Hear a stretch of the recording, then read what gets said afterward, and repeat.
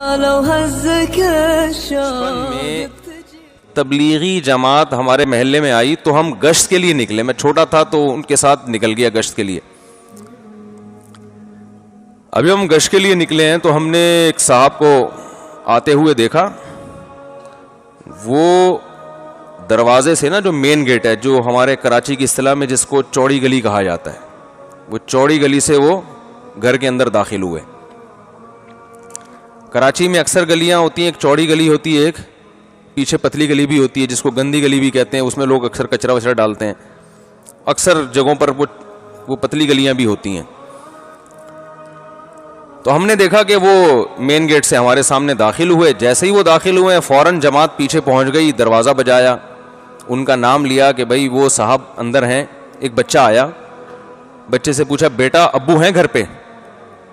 بچہ بھی بڑا ہوشیار تھا, وہ اندر گیا پوچھنے کے لیے ابو سے کہ آپ ہیں یا نہیں ہیں. ٹھیک ہے, ہم نے تو جاتے ہوئے دیکھا تھا. اب وہ بچہ اندر سے پوچھ کے آیا, کہنے لگا کہ ابو گھر پہ نہیں ہے.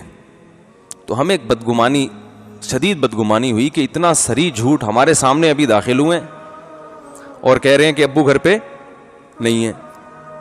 تو ہماری جو جماعت کے جو امیر تھے نا, وہ فوراً بھاپ گئے کہ یہ اب بدگمان ہوں گے. یہ کیا ہوں گے؟ بدگمان ہوں گے.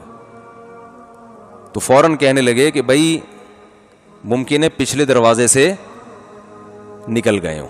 اور یہ ممکن ہے, بعض دفعہ انسان بہت اسپیڈ میں آتا ہے, ایک گیٹ سے داخل ہوا, کوئی کام یاد آیا اور پتلی گلی سے, پتلی گلی تو بنائی اس لیے جاتی ہے ایمرجنسی کاموں کے لیے نا. پتلی گلی کا تو مقصد ہی ہوتا ہے کہ کسی کو اسپیڈ میں نکلنا ہو تو, ٹھیک ہے نا. اگر وہ اسپیڈ میں نہ نکلنا ہوتا تو پھر تو چوڑی گلی سے آتے ہیں نا وہ. تو وہ فوراً نکل گئے وہاں سے. تو میری عمر اس وقت 12-13 سال ہوگی. مجھے ان کا یہ جملہ بڑا اچھا لگا.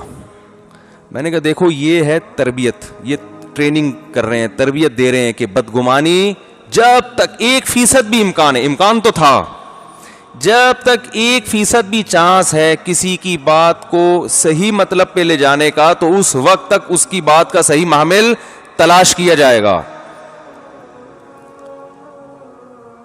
ورنہ کیا ہوتا ہے, نفرت پھیلتی کہ نہیں پھیلتی؟ ہمارے دل میں ہمیشہ کے لیے ان صاحب کے بارے میں آتی کہ یہ جھوٹ بولتے ہیں.